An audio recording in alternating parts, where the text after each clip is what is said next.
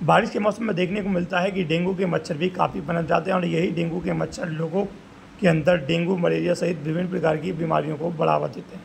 जबकि आयुर्वेद की बात करें तो आयुर्वेद में विभिन्न ऐसे घरेलू उपाय बताए गए हैं जिसके माध्यम से आपके घर के आसपास डेंगू का मच्छर पनप ही नहीं पाएगा।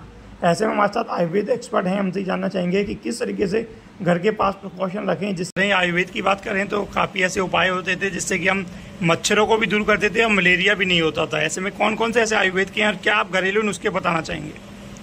देखिए, सबसे पहले तो मच्छर की जहाँ तक बात है, ये जो बरसात का मौसम विशेष रूप से होता है जिसे हम चतुर्मास चौमासा बोलते हैं, और इसमें भी 2 महीने सबसे सावन और भादो, जो वर्तमान में अब भादो चल रहा है, ये जुलाई और अगस्त का माह अगर अंग्रेजी मत से देखें तो इसमें सबसे ज़्यादा जो है दुनिया भर के कीट पतंगे, मक्खी, मच्छर जितने भी ये हैं, ये सब बहुत ज़्यादा पैदा होते हैं। और इसके अलावा जो भी ज़मीन का कीड़ा है वो ज़मीन से बाहर आ जाता है गर्मी के कारण से। इसमें हमें बहुत ज़्यादा ये इस बात की सावधानी रखनी चाहिए कि एक तो हमें पूरी बाजू की शर्ट पहननी चाहिए, क्योंकि डेंगू जो होता है, डेंगू के मच्छर का सबसे ज़्यादा जो प्रभाव होता है हमारे शरीर में कोहनी से नीचे और उधर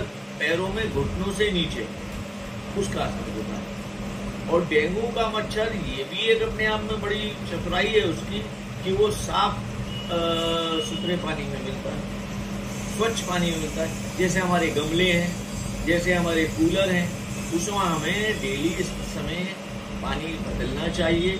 छोटी छोटी सावधानी से हम डेंगू के मच्छर से बचाव कर सकते हैं। देखते हैं कि जैसे कि हम चाहे नीम की बात करें, अपने काफ़ी ऐसे धुआं का भी उपयोग करते हैं। नीम की पत्तियों का ये बड़ी प्राचीन हमारे ऋषि मुनियों की खोज है कि, और गाँव देहात में आज भी नीम की पत्तियां जलाते हैं, उसके सुगंध दुर्गंध से मच्छर जो भागते हैं, और वो हमें कहीं भी शारीरिक रूप से हमारे श्वास नली के हिसाब से हमारे फेफड़ों में कहीं भी नुकसान नहीं देती, बल्कि फायदा देती। और क्या घरेलू ऐसे उपाय करने चाहिए जिससे कि ये मलेरिया हो ना? उपाय हमारे और भी ये है कि हमें रात्रि में सोने से पहले अगर हम थोड़ा सरसों का तेल लगा लें, हम गोले का तेल लगा लें, तो उससे हमारी स्किन जो है वो, जब मच्छर का असर होगा तो आसानी से मच्छर जो है उससे प्रभावित नहीं करेगा हमारी स्किन को। और इसके अलावा हम पानी का विशेष ध्यान रखें, क्योंकि मच्छर जरा सी निगाह में, आजकल हम एक बहुत बड़ी सावधानी बरत रहे हैं कि हम खाना खाते समय मोबाइल चलाते हैं, और मच्छर या मक्खी वो ये नहीं देखेगा कि आपकी निगाह कहाँ है, उसमें वो बैठता है और उससे हमें ये इन्फेक्शन, फूड पॉइजनिंग भी इसका बहुत बड़ा कारण है।